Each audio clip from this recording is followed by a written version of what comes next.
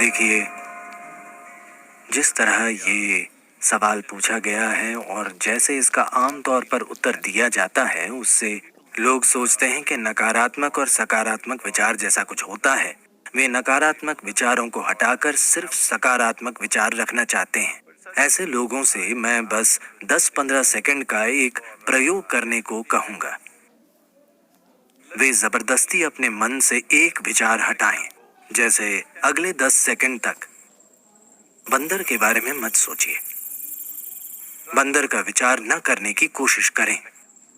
आप देखेंगे कि आप बंदरों से भरे हुए हैं। तो मैं कह रहा हूं कि यह आपके मन का स्वभाव है, क्योंकि इस मन में तीनों पेडल रेस बढ़ाने वाले हैं।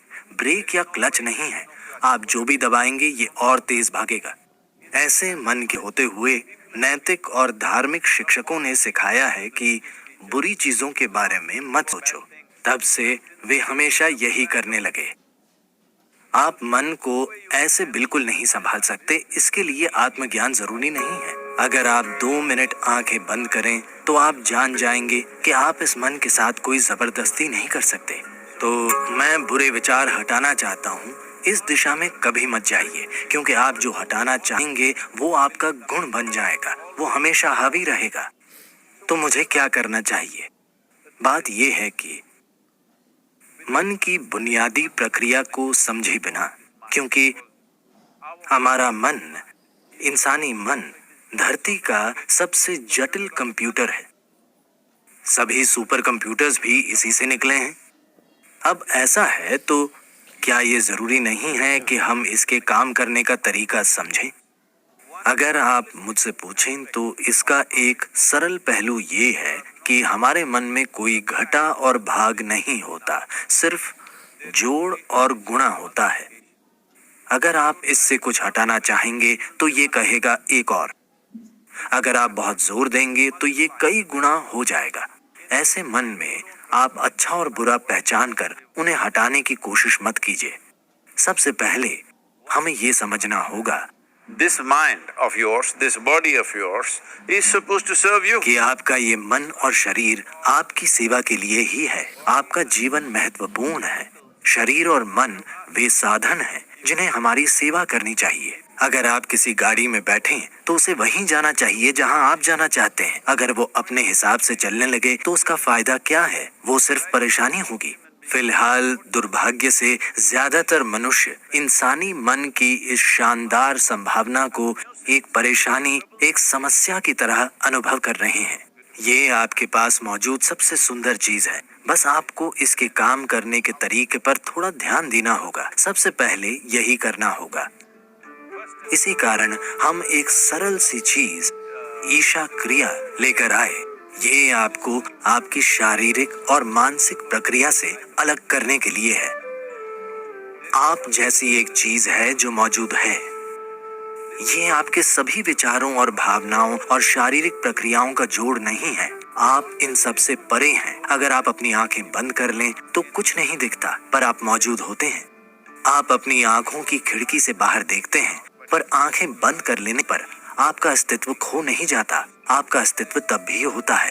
तो अपने विचारों और भावनाओं से परे भी आप मौजूद हैं। So that you, the life that you are, this has to come into your experience.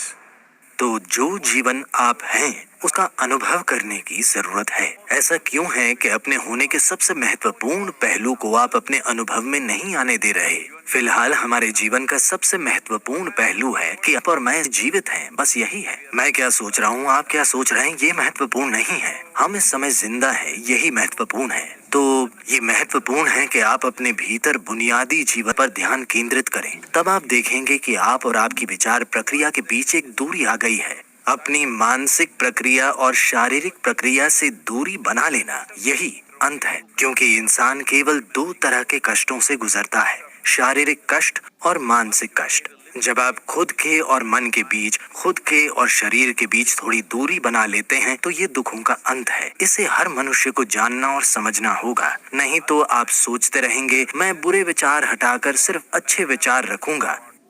मेरी शुभकामनाएं, पर ये नहीं हो पाएगा। 100% ये काम नहीं करने वाला, क्योंकि कोई विचार हटा नहीं सकता, उन्हें कुछ समय तक टाला जा सकता है। तो जब बुरे विचार आते हैं, आप कहें राम राम, शिव शिव, जो भी आप कहें, पर ये सिर्फ उनसे बचना हुआ, वो चले नहीं जाते। जिस पल आप उन्हें रोकते हैं, वे बड़ी ताकत से फिर आएंगे, वरना वे आपके सपनों में वापस आ जाएंगे। तो ये बहुत महत्वपूर्ण है। सबसे पहले आपको समझना होगा कि आपका गुस्सा, नाराजगी, आपका जो डर है, जो भी नकारात्मकता आप पैदा करते हैं, आमतौर पर नाराजगी और गुस्सा हमेशा किसी दूसरे की ओर होते हैं।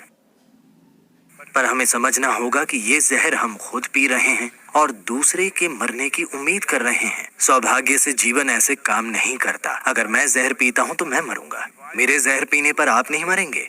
तो हमें ये समझना होगा, जहर से मेरा मतलब है आज आप इसकी जांच करा सकते हैं।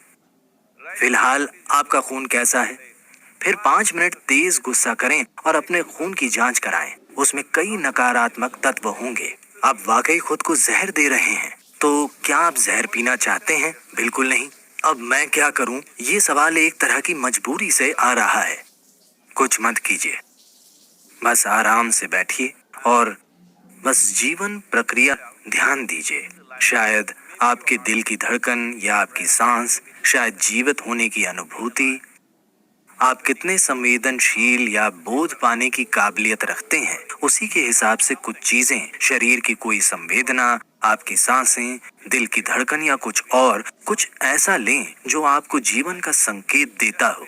बस उस पर कुछ समय तक ध्यान दीजिए। धीरे धीरे आप देखेंगे कि आप और आपने जो इकट्ठा किया है, उनमें एक दूरी आ गई है। इकट्ठा की गई चीजें हैं आपकी शारीरिक प्रक्रिया और मानसिक संभावना या फिर मानसिक अस्त व्यवस्था।